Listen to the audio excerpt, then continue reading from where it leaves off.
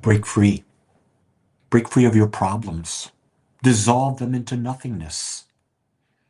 You see, problems only exist because we give them power through our focus.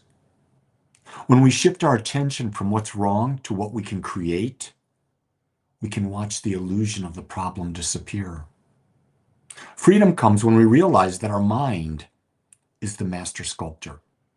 It sculpts every experience, and we have the ability to choose. So break it down a little bit.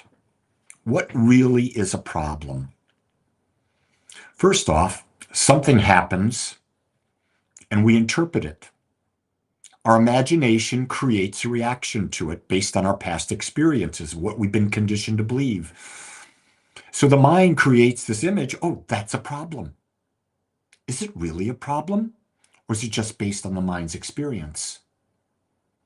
It was a real problem when I was let go from my job from Chrysler's back in 1974 because we just bought a house a month earlier. And I was devastated.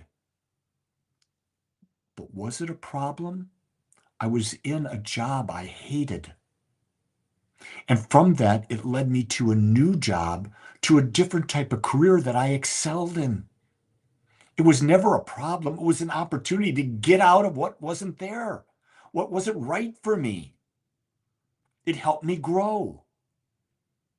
That happened to me several times in my career where I was let go for whatever the reason, whether it be consolidation or whatever.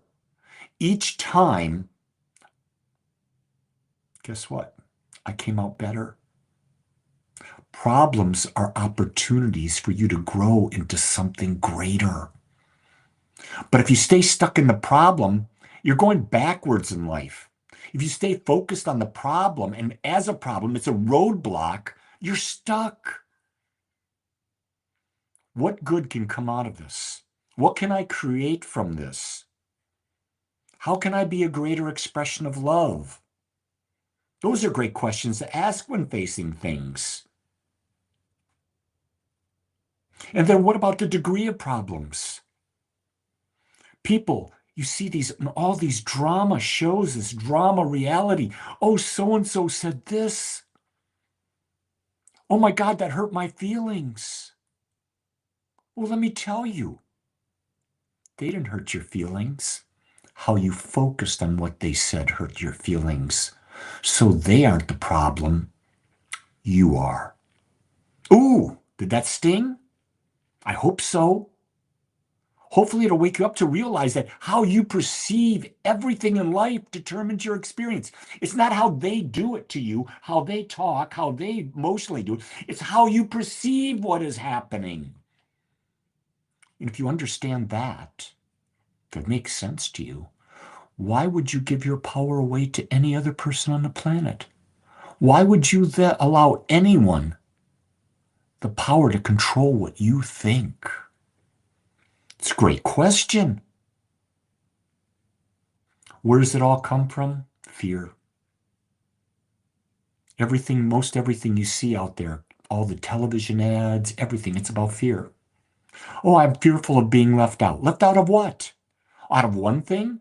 Do you know there's like a gazillion things happening in this moment and you're fearful that you weren't invited to so-and-so's party?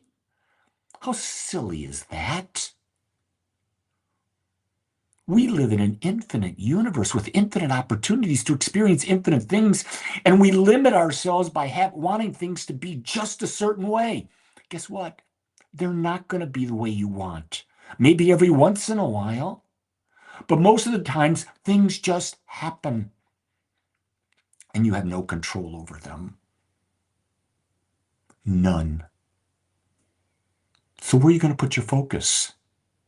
How are you going to focus? What emotions are you going to attach to what you focus? It's a really great question because when you start doing that, you're on the path of evolution. I believe the spiritual journey is detaching from problems to seeing them as they are, illusions of the mind. In fact, our whole lives are illusions of the mind. And you know what? That's not bad. I'm not saying that the illusion is bad, not at all. The question I ask myself every night before I go to bed, did I touch a life and do I feel fulfilled? Both of those things are subjective. Subjective to what I feel is touching a life, subjective to what I feel is feeling fulfilled. But you know what? The life I lead is my life. So I get to determine that. The life you lead is your life, and you get to determine the same thing. So I don't know how you want to touch people's lives. Maybe it's with laughter. Maybe it's with compassion. Maybe it's with empathy.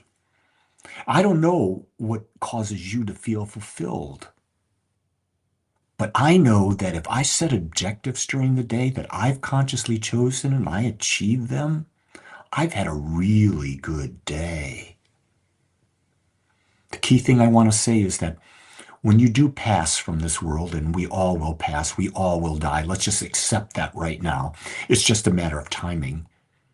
When you're sitting there in your last breath, did I live expansively? Did I experience as much as I could experience? Did I have a sense of fulfillment?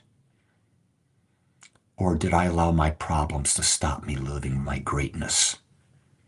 Remember, thoughts or problems are thoughts and perceptions of the mind, and you control your mind. Something to think about. That's what I'm here for. I'm not saying I'm right, but I'm saying I'm giving you something to think about. Make it a great day, everyone. Much love.